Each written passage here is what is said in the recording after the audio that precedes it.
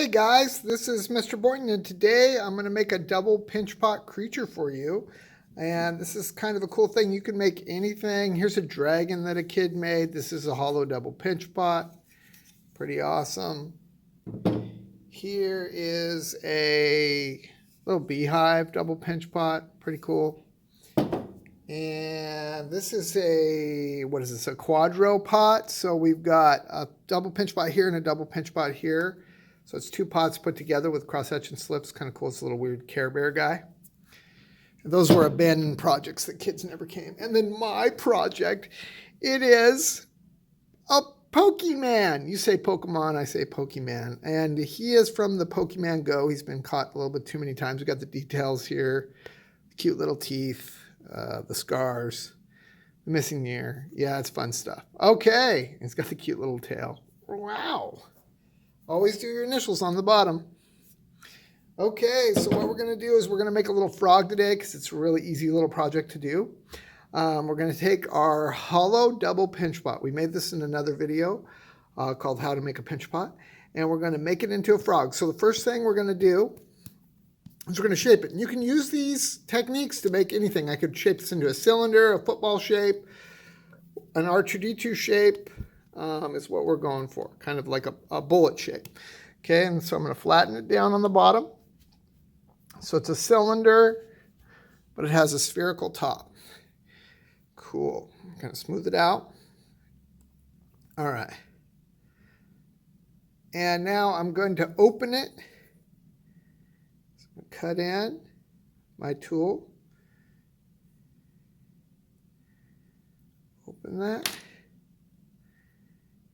I'm going to fold it out and smooth it out inside. You don't want to crush it. You got to be kind of sensitive. And open that up. All right. So this part here is going to be the tongue. And that could break off, so I got to keep it pretty thick and on there and be gentle with it. Move that around. Really smooth that. And for the purpose of this video, I'm going a little bit rougher than I usually would because I'm limited by time. Okay, so we have our main body shape. We got a frog with an open mouth with a tongue. All right, and now we're going to add some eyes to the top. So what I want to do is I'm going to make a little ball, and we don't want anything to be thick. If it's thicker than your finger or your thumb, it could explode. So we don't want that because there could be trapped moisture inside. So what I'm going to do is I'm going to make like a mini tiny pinch pot out of this. Okay, and then I'm going to hatch it like when we put together the double pinch pot. But if I stick this on here with slip and there's no hole, I'm going to have air trapped in there and that could explode and we'd be set. So what I'm going to do is I'm going to take a pencil and I'm going to poke a hole and another hole over here so the air can get out. So I'm going to make my eye nice and flat. Okay. And I'm going to go ahead and put the eye indent on it now with a Crayola marker lid. Another one in there, make a cute little eye. Hatch it again because I flattened it out. And now I'm going to stick it and I'm going to stick some crosshatch, some slip on it after I crosshatch and slipped it. And then I want to hatch around where it goes on the eye. There's my other eye that I have yet to make. I'm going to slip this. Get some gooey slip on here. You've got to slip everything. Some kids will get lazy and their piece falls apart and it's no good. Now I'm going to carefully apply the eye. I can always go back and refix my texture and stuff. Now that eye is nicely attached. I could go and score it again. I want to get the little tiny particle platelets in the clay to align in the same direction so it doesn't fall off. It's almost like you're sewing it on. And then you can clean that up afterwards. Beautiful.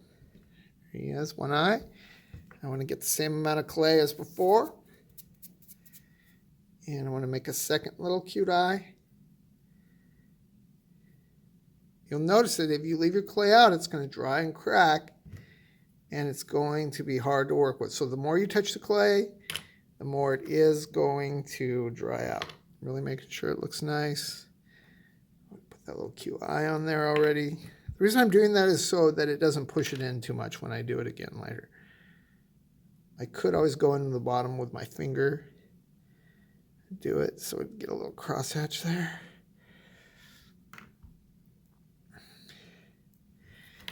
Okay, I'm gonna crosshatch it on. Some people, some teachers refer to it as scoring, score and slip. I refer to it as crosshatch and slip because that's the way I was taught. But I understand if you call it something else. All right, he's looking cute. All right, there he is. I'm going to kind of bring this tongue back in a little bit. You always want to make sure things aren't sticking out because they will get broken off, especially if you're going to deliver this. Or just have it in the room with other kids your age. You know, some kids might not be able to control their body as good as you. Okay, so we got kind of a frog head and a tongue.